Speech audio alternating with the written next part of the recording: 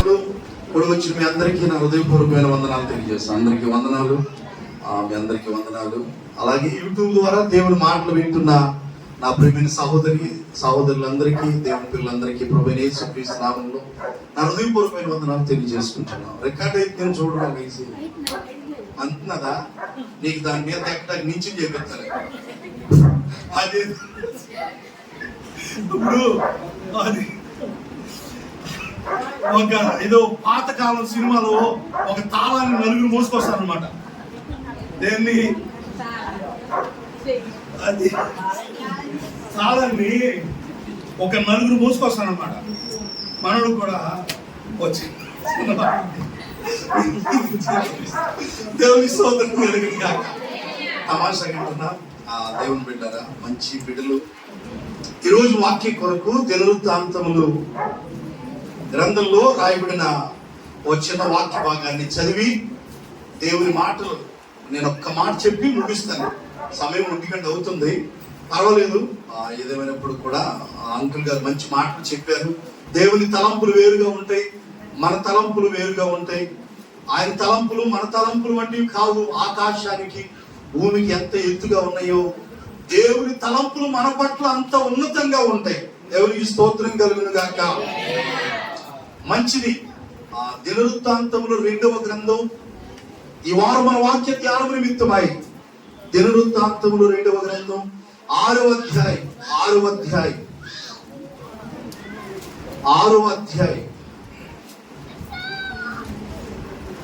13-14 వచ్చిన చదువుకుందాం. తాను చేయించిన 5 మూరల పొడవును 5 మూరల వెడల్పును 3 మూరల ఎత్తుగల ఇత్తడి చప్పరమును ముంగిటి ఆవరణమునందుంచి దాని మీద నిలుచుండి సమాజముగా కూడి ఉన్న ఇశ్రాయేలీయుల అందరి ఎదుటను మోకాళ్ళుని చేతులు ఆకాశం వైపు చాపి సొలొమోను ఇట్లని ప్రార్థన చేసెను. హల్లెలూయా. 14వ వచనం చదువుదాం. యెహోవా, చదువమా. యెహోవా ఇశ్రాయేలీయుల దేవా, హృదయపూర్వకముగా నిన్ను అనుసరించు నీ భక్తులకు నిబంధనను నెరవేర్చుచు కృపను చూపుచు ఉండు నీ వంటి దేవుడు ఆకాశమందైనను భూమి అంతైనను లేడు. దేవునికి స్తోత్రం చెప్పండి గట్టిగా. హల్లెలూయా.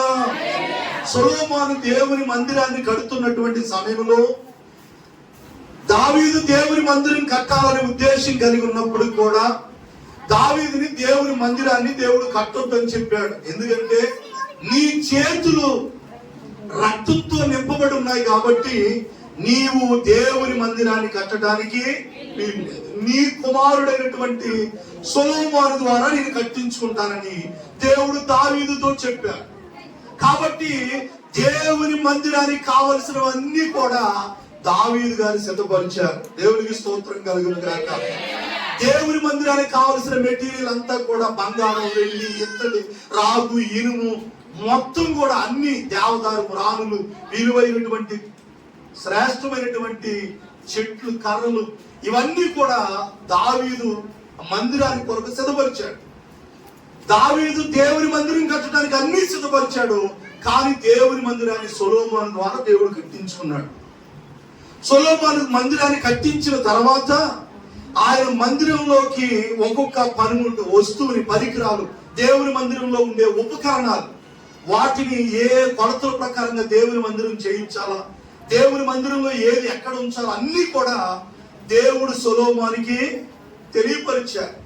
ఇక్కడ మనం చదువుకున్న వాక్య భాగంలో కూడా తాను చేయించిన 5 మూరల పొడవును 5 మూరల వెడల్పు 3 మూరల ఎత్తుగల ఇత్తడి చప్పరమును ముంగిట ఆవరణమందుంచి, బయట ఇత్తడి ఒక గంగం లాంటిది చప్పరమును ముంగిట ఆవరణమందుంచి దాని మీద నిలుచుండి సమాజముగా కూడి ఉన్న ఇశ్రాయేలీయుల అందరి ఎదుట మోకాళ్ళుని, ఒక ఎత్తైన ప్రదేశాన్ని ఆ ఇత్తడి దానితో చేయించి దాని మీద సొలొమోను గారు నిలబడి సమాజంగా కూడి ఉన్నటువంటి ఇశ్రాయేలీయులు అందరి ఎదుట మోకాళ్ళు వేసాడంట.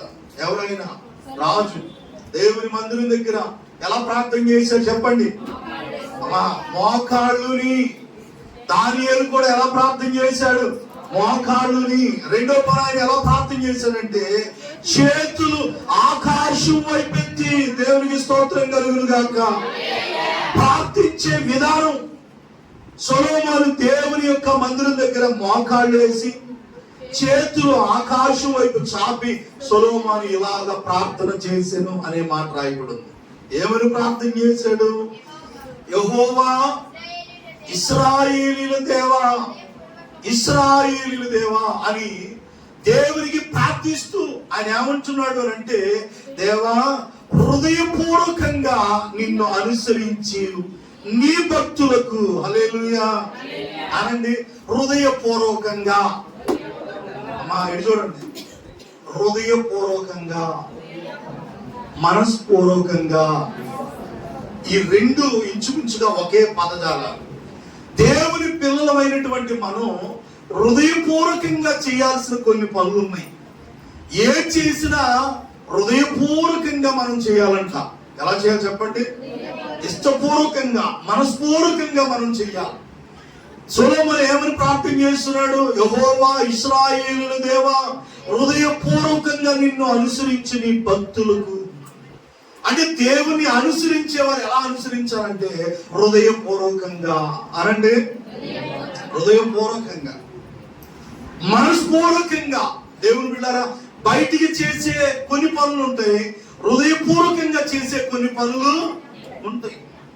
ఈ ప్రజలు పెదవులతో నన్ను గనపరుస్తున్నారు కానీ వారి హృదయాలు నాకు దూరంగా ఉన్నాయి. అంటే ఏంటి? పెదాలతో మాట్లాడే మాటలు కొన్ని, హృదయపూర్వకంగా మాట్లాడే మాటలు కొన్ని ఉంటాయి. కొంతమంది చూడండి బయటికి ఏమో ఎంతో చక్కగా మాట్లాడతారు, వారి హృదయంలో మాత్రం కావాల్సినంత విషయం ఉంటది. ఏంటది? విషయం. ఆ మాట ఉంది బైబిల్లో. దేవునికి స్తోత్రం చెప్పండి గట్టిగా. కాబట్టి దేవుని పిల్లలుగా మనం ఏది చేసినా హృదయపూర్వకంగా చేయాలి. ఏం చేయాలి చెప్పండి? సొలొమోను ఇలాగే ప్రార్థన చేస్తున్నాడు, ఇశ్రాయేలు దేవా హృదయపూర్వకంగా నిన్ను అనుసరించి నీ భక్తులకు నిబంధన నెరవేర్చుచు కృప చూపే దేవుడు నువ్వు. హల్లెలూయా. ఎవరైతే దేవునిని హృదయపూర్వకంగా అనుసరిస్తారో వారి పట్ల దేవుడు తన కృప చూపించే అలాంటి దేవుడు ఆకాశమందైనను భూమి యందు లేడు నాయనా అని ప్రార్థన చేశాడంట. అంటే ఎవరైతే దేవుని కావాలి అని అంటే హృదయపూర్వకంగా దేవుని అనుసరించే భక్తులు కావాలా. ఈరోజు అందరూ భక్తుల్లాగే కనబడుతున్నారు కానీ హృదయపూర్వకంగా దేవుని ఆరాధించే భక్తులు లేరు. హృదయపూర్వకంగా అనుసరించే భక్తులుగా మనమందరం ముందుకు గాక. ఆమేన్. హల్లెలూయా. కాబట్టి దేవుని పిల్లలారా, హృదయపూర్వకంగా మనము దేవుని అనుసరించేటువంటి వారిగా మనం ఉండాలా. ప్రభు స్తోత్రం కలుగును గాక. ఎవరైతే దేవుని హృదయపూర్వకంగా అనుసరిస్తారో వారి పట్ల దేవుడు తన కృప చూపిస్తాడంట. ప్రభుకి స్తోత్రం కలుగును గాక. పెదవులతో దేవుని గనపరిచి హృదయం దేవునికి దూరంగా ఉంటే ఏమాత్రం ప్రయోజనం ఉండదు. కానీ మన హృదయంతో కూడా మనం దేవుణ్ణి ఆరాధించే వారిగా మనం ఉండాలి. దేవునికి స్తోత్రం చెప్పండి గట్టిగా. కొత్త నిబంధనలో ఒక చోట పౌలు అంటాడు, నా మనసుతో నేను దేవుని ఆరాధిస్తాను, నా ఆత్మతో కూడా నేను దేవుణ్ణి పాటలు పాడుతానన్నాడు. మనసుతో ఆత్మతో కూడా దేవుణ్ణి ఆరాధన చేయాలి.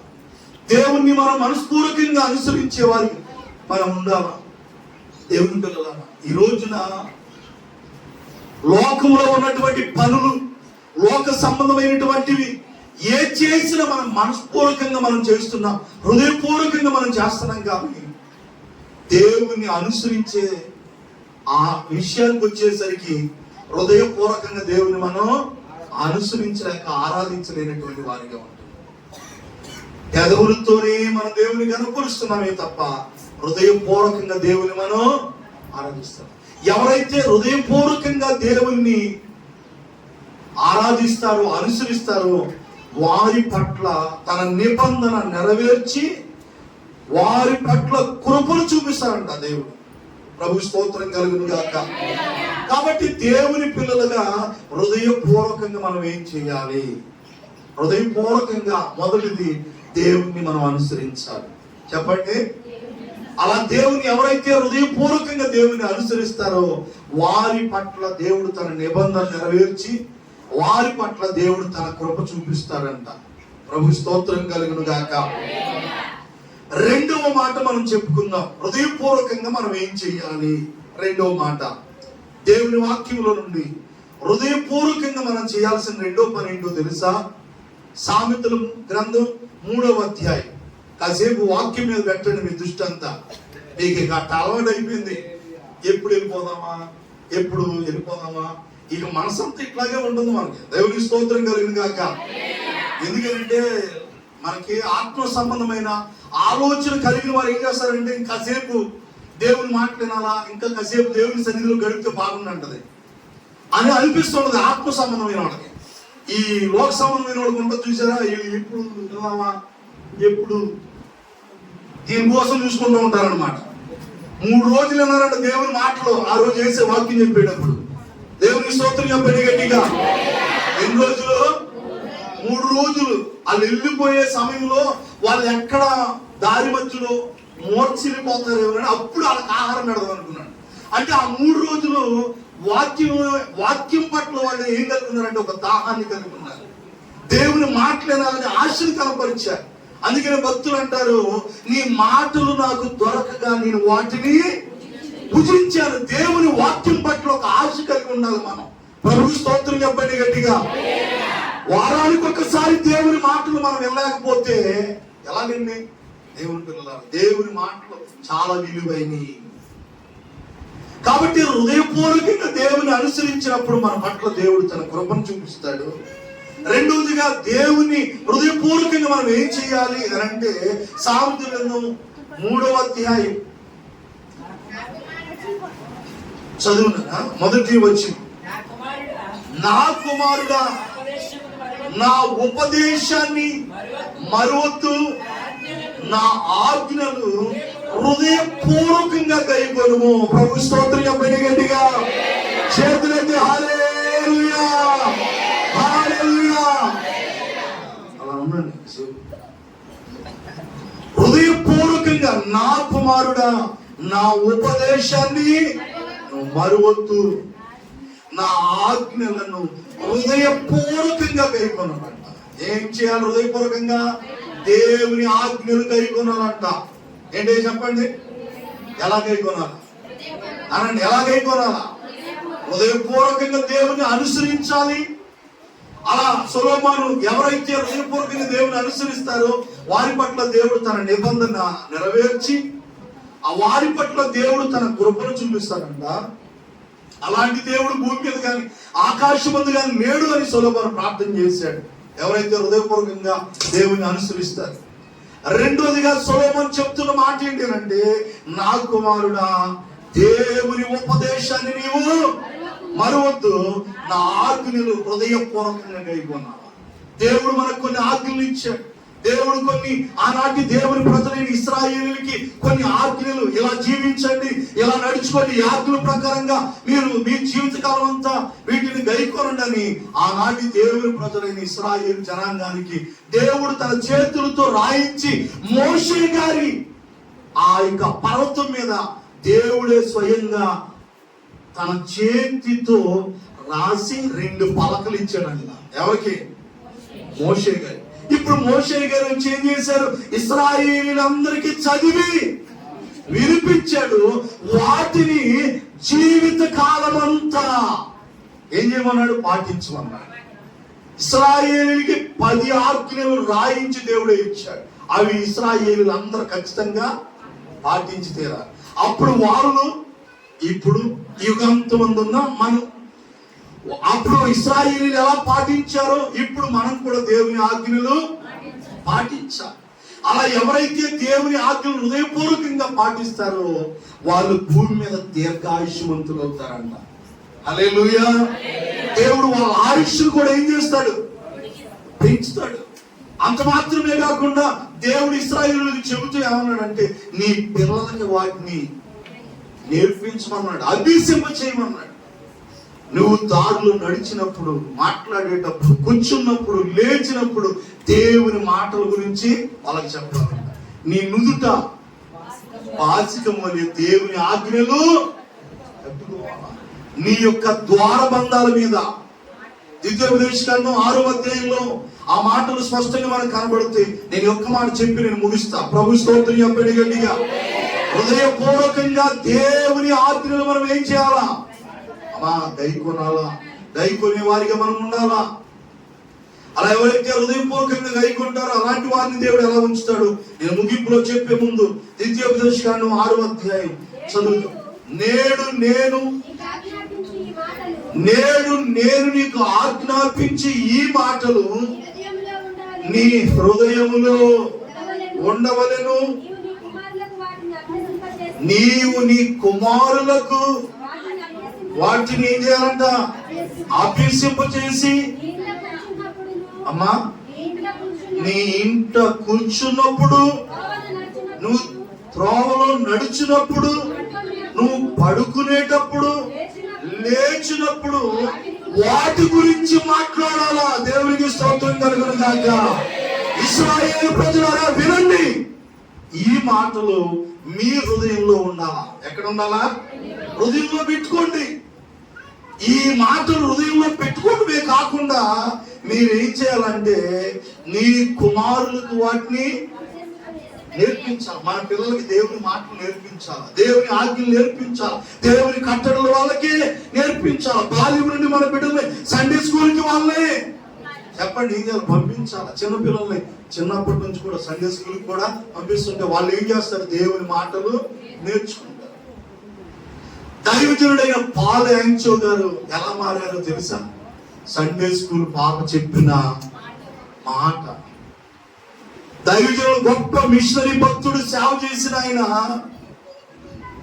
చావు బ్రతుకుల మధ్యలో ఉన్నప్పుడు పాల్ యాంచో గారికి ఒక చిన్న అమ్మాయి మంచం మీద రక్తం కక్కుతున్నాడు. కొద్ది రోజుల్లో డాక్టర్లు చెప్పారు నువ్వు బ్రతుకు, నువ్వు చనిపోతున్నావు అంటే, అలాంటి మంచం మీద ఉన్నటువంటి ఆ పాల్ యాంచో గారు అనే దైవజనుడికి ఒక చిన్న పాప కొత్త నిబంధన అది తీరన ఇలాంటి కొత్త నిబంధన బైబిల్ తీసుకెళ్ళి ఇచ్చిందంట. ఇలాంటి బైబిల్ తీసుకెళ్ళి ఇచ్చింది. ఈ పాల్ యాంచో గారు ఏం చేశారంటే దాన్ని అలా ఇసిరేశారంట. అంటే అది మా దేవుడు కాదు, మా మతం కాదు, మా దేవుడు కాదని బైబిల్ ఆ చిన్న పాప అయ్యగారికి తెచ్చిస్తే అలా ఇసిరేశారు. ఈ చిన్న పాప ఏం చేసిందంటే మళ్ళా వచ్చి మళ్ళీ ఒకసారి చదవండి అని ఇచ్చింది. ఈ ఎన్నిసార్లు నేను విసుకున్నా, నేనేమో చావు బతుకుల మధ్యలో ఉన్న నాతో ఈ చిన్న పాప ఎంత ఆశగా ఇస్తుంది ఏంటని చదవటం ప్రారంభించాడంట పాల్ యాంచో గారు. తీయటమే పత్తి నిబంధనలో కనబడే మొదటి పుస్తకం ఏంటో తెలుసా? మత్తయి సువార్త. ఏం కనబడింది? మత్తయి సువార్త 5వ అధ్యాయం మొదటి అధ్యాయం నుండి చదువుతున్నాడు. 5వ అధ్యాయంలోకి వచ్చేసరికి అక్కడ ప్రతి వ్యాధిని దేవుడు స్వస్థపరిచాడనే మాట ఆయన ఆకర్షించిందంట. ప్రతి వ్యాధిని, ప్రతి రోగాన్ని దేవుడు స్వస్థపరుస్తున్నాడనే మాట ఆయన హృదయాన్ని తాకినప్పుడు, నా రోగాన్ని కూడా నా దేవుడు బాగు చేస్తాడని ఆయనకి అప్పుడు విశ్వాసం కలిగి బైబిల్ అంతా చదవటం మొదలుపెట్టి, నీవు గనక నన్ను బాగు చేస్తే, కొద్ది రోజుల్లో చనిపోబోతున్న నన్ను గనక నువ్వు స్వస్థపరిస్తే, నేను బ్రతుకున్నంత కాలం నీ సేవ చేస్తానని ఆ రోజు పాల్ యాంచో గారు నిర్ణయించుకున్నాడు. మంచం మీద రక్తం దక్కుతున్న దైవజనుడిని దేవుడు బ్రతికించాడు, గొప్ప సేవ చేశాడు. దేవునికి స్తోత్రం చెప్పండి గట్టిగా. ప్రపంచ దేశంలోనే నంబర్ 1 సంఘం పాల్ యాంచో గారిది దక్షిణ కొరియా దేశంలో. దైవజనులు ఏసన్న గారు, సతీష్ కుమార్ గారు, ఏసన్న గారు గొప్ప సేవకులు ఆయగారిని చేయించుకొని ప్రారంభించుకొని వచ్చిన వాళ్ళే. గడిచిన కొన్ని సంవత్సరాల కింద ఆయగారు చనిపోయాడు. ప్రపంచంలోనే పెద్ద మంది వాళ్ళదే పాల్ యాంచో గారిది. నిండు వృద్ధాప్యందాకా బతికి గొప్ప సేవ చేసి కొన్ని లక్షల మందిని సేవకి ఆ ఆత్మను రక్షించాడంట అయ్యారు. ఎవరు చెప్పిన మాటలు?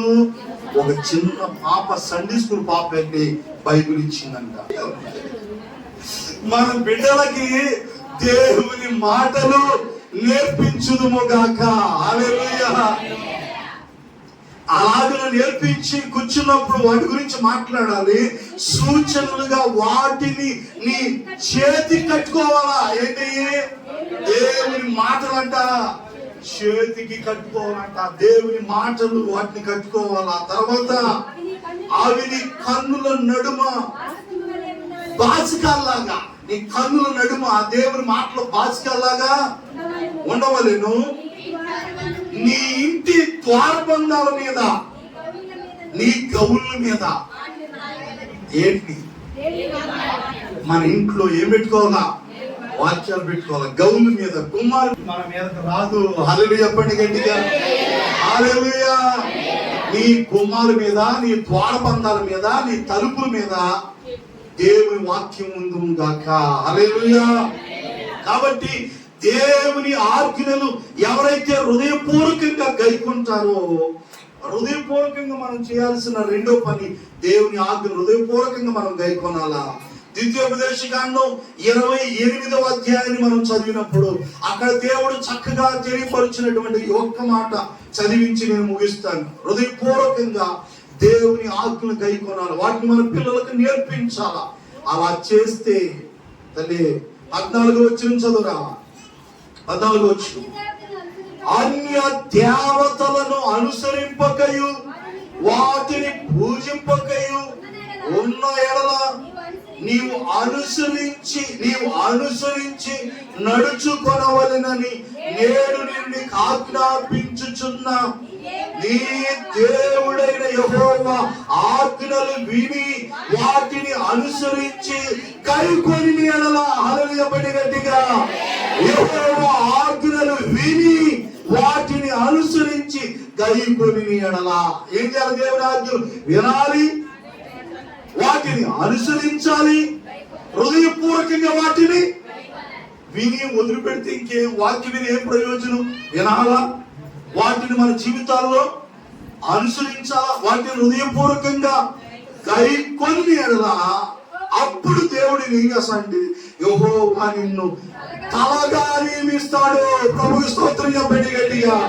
అంటే ఎవరైతే దేవుని ఆజ్ఞలు హృదయపూర్వకంగా గైకొంటారో వారిని దేవుడు ఎలా ఉంచుతాడు చెప్పండి అనండి. అంటే దేవుడు పైగా ఉంచుతాడు నిన్ను. ఎప్పుడు? నువ్వు పైవాడివిగా ఉందువు గాని కింద వాడివిగా ఉండవు. కాబట్టి దేవుని పిల్లలారా, హృదయపూర్వకంగా దేవుని ఆజ్ఞలు గైకొందాం. దేవుడు మనల్ని ఎప్పుడు కూడా పైవారిగా ఉంచుతాడు. చెప్పండి, ఎలా ఉంచుతాడు? పైవారిగా ఉంచుతాడు. మరి మనం ఏం చేయాలా? హృదయపూర్వకంగా దేవుని అనుసరించాలా, హృదయపూర్వకంగా దేవుని యొక్క ఆజ్ఞలు గైకొనాలి. ప్రభువా, హృదయపూర్వకంగా నిన్ను అనుసరిస్తాను, హృదయపూర్వకంగా నీ ఆజ్ఞలు గైకొంటానని ఒక తీర్మానం చేసుకుని ప్రార్థన చేసుకుందాం. చిన్న ప్రార్థన చేస్తాం. ప్రార్థన. పరిశుద్ధుడా, ప్రేమ కలిగిన తండ్రి, ఈ ఘనమైన శ్రేష్టమైన నామాన్ని బట్టి నీకు వందనాలు, స్తోత్రములు నాయన. మొదటిగా నీ సేవకులు రమణాంకులు గారి ద్వారా కొన్ని విలువైన మాటలు మీరు బోధించారు. రెండో వర్తమానంగా హృదయపూర్వకంగా మేమేం చేయాలో మీరు మాతో మాట్లాడిన మాటల కొరకే నీకు స్తోత్ర. మొదటిగా హృదయపూర్వకంగా నిన్ను అనుసరించాలి అని మీరు చెప్పారయ్యా. ఎవరైతే హృదయపూర్వకంగా నిన్ను అనుసరిస్తారో వారి పట్ల నీ నిబంధన నెరవేర్చే దేవుడు అని, వారి పట్ల నీ కృప చూపే దేవుడు అని మీరు మాట్లాడారు. రెండవ మాటగా, నా కుమారుడా, నా ఉపదేశాన్ని మరొక నా ఆజ్ఞలు హృదయపూర్వకంగా గైకొనమన్నా ప్రభువా. ఈ ఆజ్ఞలు హృదయపూర్వకంగా గైకొంటూ, అలా ఎవరైతే నీ ఆజ్ఞలు హృదయపూర్వకంగా గైకొంటారో వారిని నువ్వు తలగా నియమిస్తావు గాని తోకగా నియమించవని, పైవారిగా ఉంటావు గాని కింద వారిగా ఉండునని వాగ్దానం చేశావు.